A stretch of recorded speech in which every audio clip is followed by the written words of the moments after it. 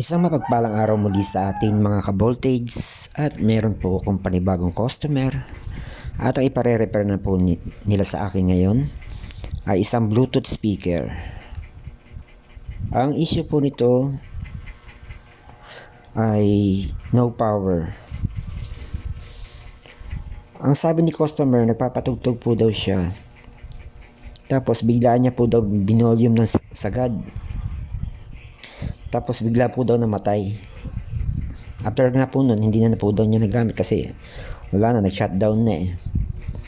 So yung chinek up ko nga po to, in-analyze ko kung anong problem niya, bakit bigla siyang nag-shutdown. Ayun nga po, ang problem niya doon mismo sa may transformer niya, sa may supply galing sa AC. Chinek ko nga po yung ano niya, yung primary ng transformer. Sunog nga po, shorted na po siya. Kaya pumutok po yung fuse niya dahil shorted na po yung yung transformer niya. Siguro hindi ko kinaya.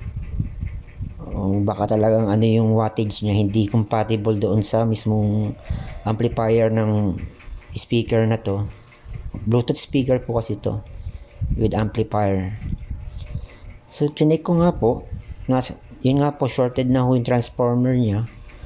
At nang binuksan ko yung mismong transformer nito, sunog na po. Talagang nangangamoy na. Aluminum po pala ang winding nitong transformer nito.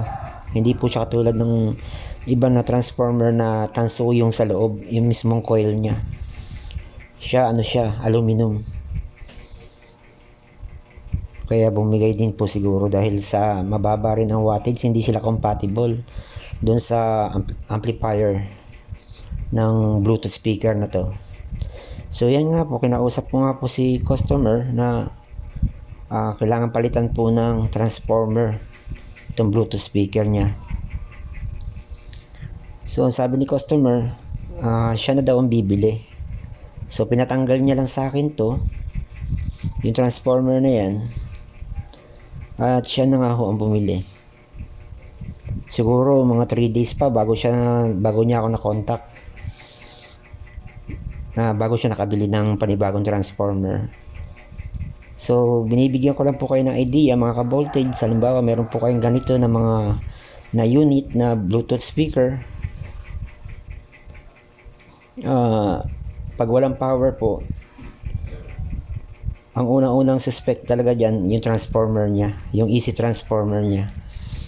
Yan din po minsan bumibigay pagka lalo na po binovolume ng husto, yung sagad na sagad. Pag kinakapos ho ng voltahe yung supply ng voltahe niya papunta sa amplifier niya, nagkakaroon po ng problem.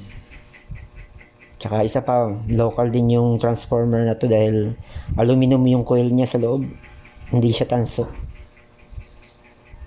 Yan, pag China po talaga yan, low quality yung mga parts. So yun nga po, after ng pag-analyze ko nyan, si customer na nga daw ang bibili ng parts ng transformer na yan.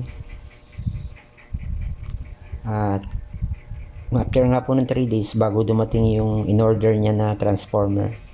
Pero original na transformer na ho.